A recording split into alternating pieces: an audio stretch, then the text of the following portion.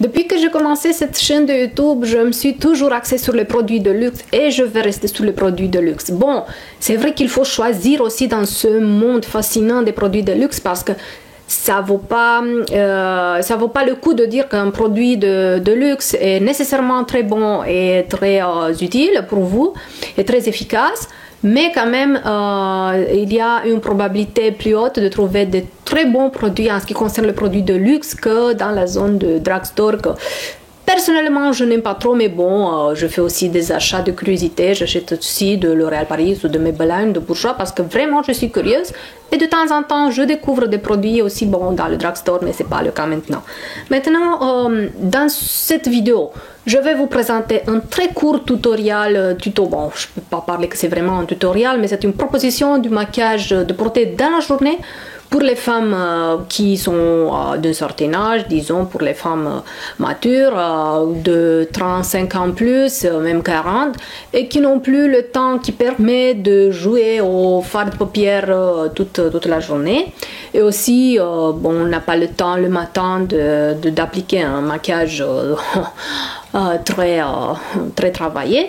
Et je vais me concentrer sur l'importance d'un fond de teint de qualité.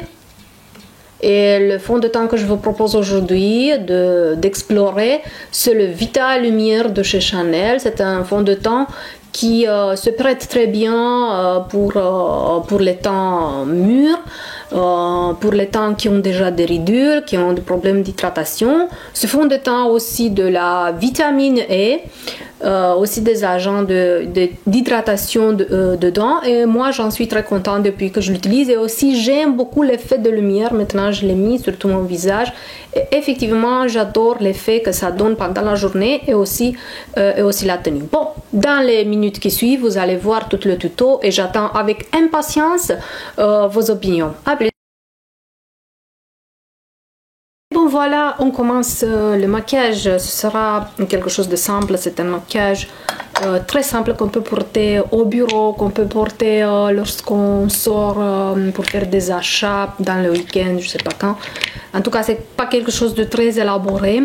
Tout simplement, je veux mettre en valeur le fait qu'un bon fond de teint fait, disons, la plus grande partie du maquillage, et que c'est très important d'investir dans un bon fond de teint après un certain âge surtout. Bon, je sais que quand on a 21, 22, 23, on aime beaucoup les grosses palettes avec pas mal de couleurs qu'on peut mettre et combiner sur les paupières et obtenir des effets très dramatiques. Mais à partir de 35 ans, quand ici la peau sur la paupière ne permet plus les mêmes jeux tous les jours, bon, on peut le faire pour quand on a des soirées, quand on a des événements spéciaux, lorsqu'on veut être vraiment glamour, mais dans la journée, il ne vaut pas la peine de charger cette peau très fine qui est autour des yeux avec trop de fard de paupières, même si c'est de la bonne qualité. Mais ça vaut la peine d'investir dans un beau fond de teint qui donne de la luminosité, qui met en valeur nos traits, qui met en valeur la beauté de la peau. Donc c'est pour ça que je fais ce tuto, pour démontrer qu'un bon fond de teint, et ici j'ai le Vita Lumière de chez Chanel, qui est vraiment un fond de teint adapté à une peau un peu ridée, une peau qui souffre de la manque de l'eau. Bien sûr dans les couches supérieures, peut-être que dans les couches médium de la peau. Et alors je vais mettre ça. Bien sûr, en avant, j'ai bien hydraté ma peau, je l'ai nettoyé en avant, j'ai mis un sérum, une crème pour les yeux, une crème pour la journée, voilà. Et maintenant, je mets ce fond de teint de Chanel. Faut pas mettre des grosses quantités. Ce que j'adore à ce fond de teint, c'est disons ce système de sortir la pompe qui fait un dosage très bien, et elle se tâche pas, parce que d'habitude je ne sais pas si vous avez utilisé des fonds de teint de chez Dior ou d'autres, je parle plus de L'Oréal Paris ou de Maybelline, et les comment ça s'appelle, le fond de teint laisse des traces comme ça autour de l'orifice. Moi, je n'aime pas ça. Bon, il faut le nettoyer tout le temps. Celui-là, de temps en temps, il faut le nettoyer, mais bon, c'est pas regardez, voilà, il reste tout propre. Ça j'adore. Moi j'adore l'attention que les marques de luxe de high-end font aussi à leur emballage. Donc c'est important d'avoir bien sûr la bonne formule, mais il faut aussi faire attention à l'emballage. Regardez ici sur le lobe de l'oreille. Voilà, on descend un peu sur le cou.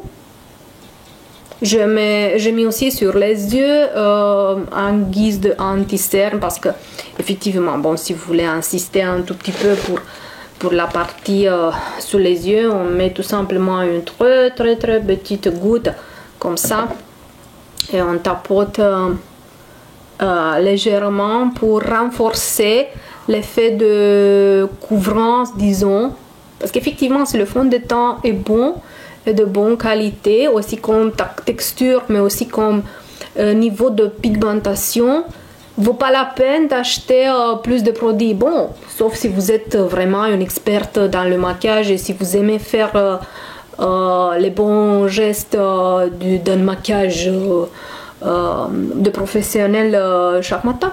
Bon, essentiellement, vous avez le temps, de le faire tous les matins. Moi, personnellement, j'ai pas le temps et de même, je veux pas surcharger mon visage avec plein de produits et superposer des textures et tout ça. Bon, c'est pas pour moi, c'est pas le cas. Et voilà, maintenant j'ai mis mes lunettes et j'aime bien l'effet. La poudre. La poudre, c'est très importante pour fixer le fond de teint, mais aussi d'apporter de la luminosité. Et vous allez être surprise, mais elle va vous aider à maintenir l'hydratation optimale pour votre teint et aussi tenir le sébum, les graisses sous le contrôle.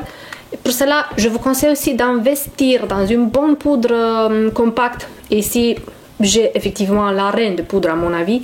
C'est la poudre de Caron. Je sais que vous êtes habitué plutôt à la poudre libre de Caron, mais ici c'est la poudre semi-libre. Voilà. Et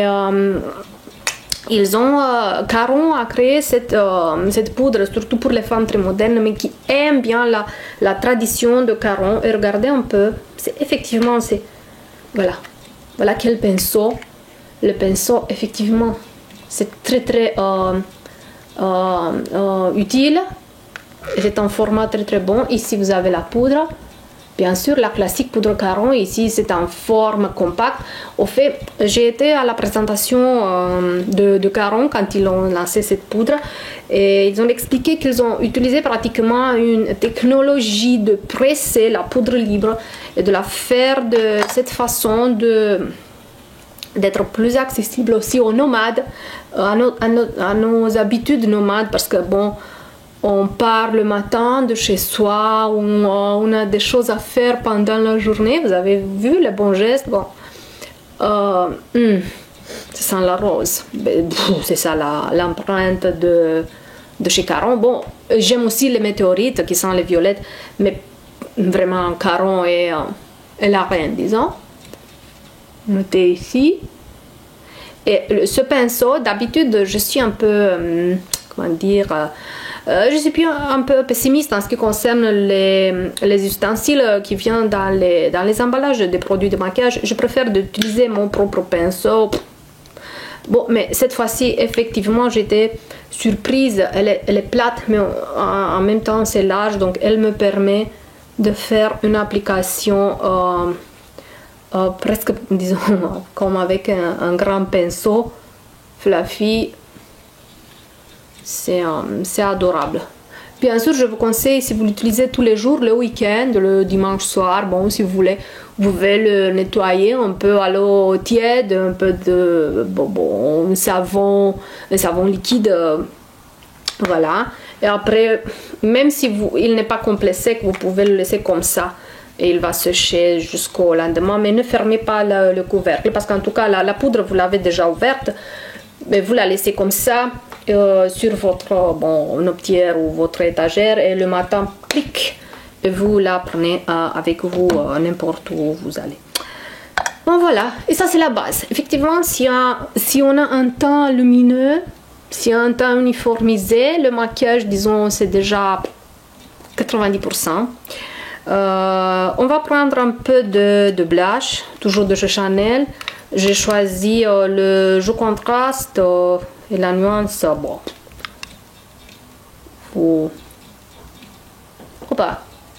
Hop là, voilà. C'est ça, la description du produit. C'est ça le produit. Hop là. Je vais vous montrer la nuance. Voilà, c'est un peu entre un effet de bronzage et un effet de blush. Et je vais prendre un tout petit peu. Je préfère de tenir le pinceau comme ça. La manche, non, disons.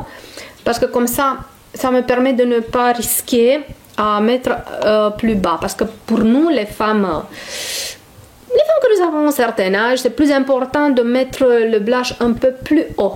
Même si c'est 2-3 mm un peu plus haut pour donner l'effet de lifting. Donc, vaut mieux que je monte au lieu de descendre.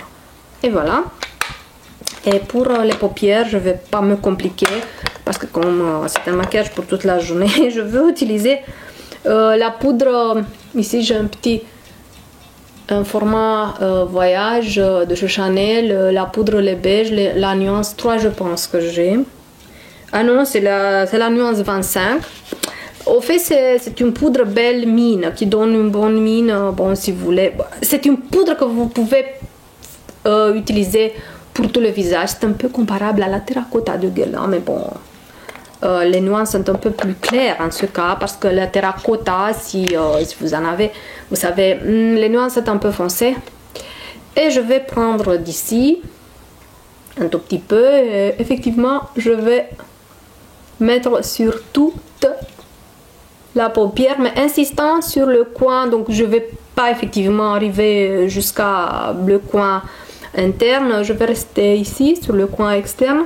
Parce qu'effectivement, je veux faire une petite ombre. Je veux donner un peu de profondeur au regard, si je peux dire comme ça. Parce que c'est ça le message qu'on donne d'habitude dans les maquillages. Moi, je veux tout simplement avoir un peu de couleur pour ne pas être blanche comme comme quelqu'un qui est malade. Voilà. Et je vais prendre après mon crayon préféré pour les sourcils. C'est le Chanel et c'est le blond cendré, si je ne me trompe pas. C'est le bleu. Oui, c'est le blond cendré. C'est, disons, je pense, c'est le seul blond que je trouve dans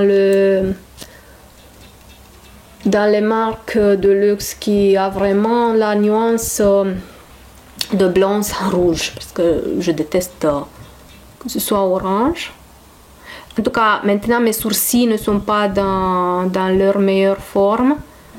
C'est lundi que, donc en quelques jours, je vais chez ma esthéticienne et elle va les colorer aussi, adapter un peu leur forme. Je vous conseille à propos de ça, je vous conseille si vous allez à un salon, un institut de beauté, de choisir l'option de colorer, tout comme vous colorez vos cheveux, de colorer vos sourcils. C'est très facile, c'est pas nocif, ça fait pas du mal. Moi personnellement, je n'aime pas les tatouages qui se font en ce moment ou le maquillage semi-permanent. Bon, vraiment, si vous êtes une personne très hyper occupée, vous faire un maquillage semi-permanent, autrement je vois pas le sens, parce que si vous colorez les sourcils, ça donne le même effet comme avec les cheveux. Donc quand on a les racines, il faut aller aussi faire les sourcils. Je vais utiliser le coco rouge, je pense que j'ai ici rouge coco, la nuance Arthur, et effectivement je vais la mettre sur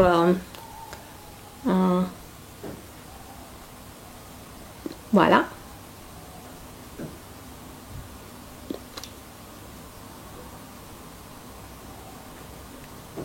Bon, si on a les lèvres rouges, on n'a plus besoin de rien, on peut dire même. c'était très difficile de trouver un bon rouge. Et c'est ça, c'est très important parce qu'on dit toujours ah le rouge à lèvres qui est rouge. Ben, c'est très important de voir quel type de rouge. Et moi, je trouve que Chanel vraiment. Et voilà, maintenant j'utilise mon petit doigt. Voilà.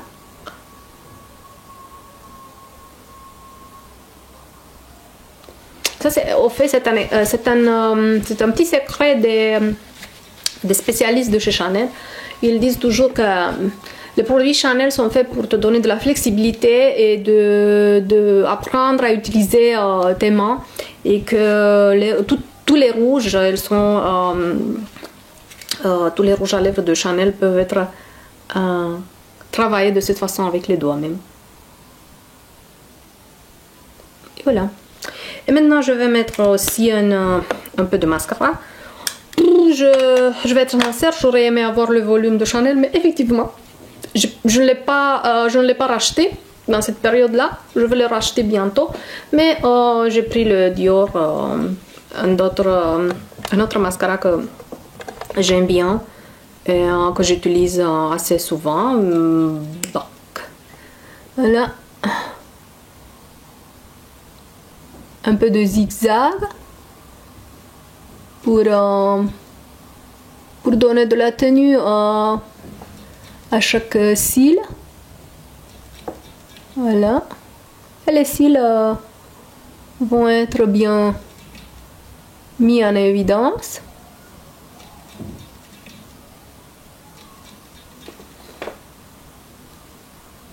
Et hop là, voilà, je l'ai fait. Bon, si vous avez l'impression, parce que bon, vous savez qu'au fur et à mesure qu'on fait son maquillage, on remarque des petits trucs qu'il faut réparer. Moi, par exemple, je sais pas, je ressens que mon blush est un peu trop prononcé, disons. Je reprends mon pinceau pour le blush et je vous conseille d'utiliser chaque fois un côté et laisser l'autre côté propre. Parce que maintenant, si on veut faire, tout simplement, on va faire comme ça, avec la partie qui est propre, et tout simplement on va disperser la poudre de blush, bon, le pigment, et ça va s'uniformiser. Et voilà mon très petit tuto pour un maquillage de jour pour les femmes qui sont à peu près 40 ans et qui n'ont plus d'envie de passer des heures et des heures de faire des maquillages et des effets dramatiques pour aller au bureau ou aller chercher les enfants ou faire les achats ou autre chose. J'espère que ça vous plaît et que ça vous aide. J'attends avec impatience vos commentaires et vos suggestions ici dans la boîte pour les commentaires. A plus!